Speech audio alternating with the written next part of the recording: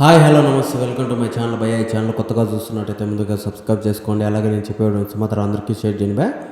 అయితే రోజు మన టాపిక్ వచ్చేసి మన వార్ 2 సినిమా ట్రైలర్ గురించి భయ్య. నిజానికి ఇది చూసిన తర్వాత నాకు ఒక్కటే అనిపించింది, అసలు హీరో మన రుతిక్ రోషన్ గారా లేకపోతే జూనియర్ ఎన్టీఆర్ అన్న అని చెప్పేసి. అంటే మనము కొన్ని రోజుల నుంచి కొన్ని మాటలు అయితే వింటున్నాం భయ్య మన జూనియర్ ఎన్టీఆర్ అన్న మీద.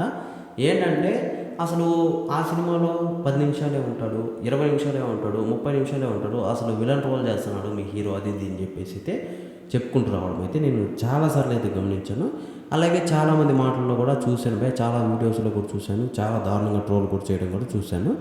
అయితే ఇప్పుడు పర్టికులర్గా ఈ ట్రైలర్ చూసిన తర్వాత నాకు ఒక్కటే అనిపించింది, హీరో మన జూనియర్ ఎన్టీఆర్ అన్న, విలన్ వచ్చేసి మన రుతిక్ రోషన్ గారు అన్న టైప్లో అనిపించింది భయ. నిజంగా నేను ట్రైలర్ మొత్తం మీరు మళ్ళీ చూడండి, నేను ఇప్పటికి ఒక 20 సార్లు చూశాను.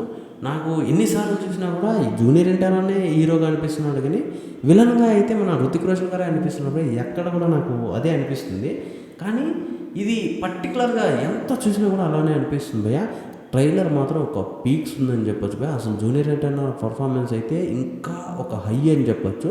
కొన్ని షార్ట్స్లో అయితే అంటే ఒకటి షర్ట్ లేకుండా 6 ప్యాక్లో కనిపిస్తాడు కదా, అక్కడ అయితే అసలు ఇంకా థియేటర్ తగలబడిపోతుందని చెప్పేసి నేనైతే అనుకుంటున్నాను భయ్య.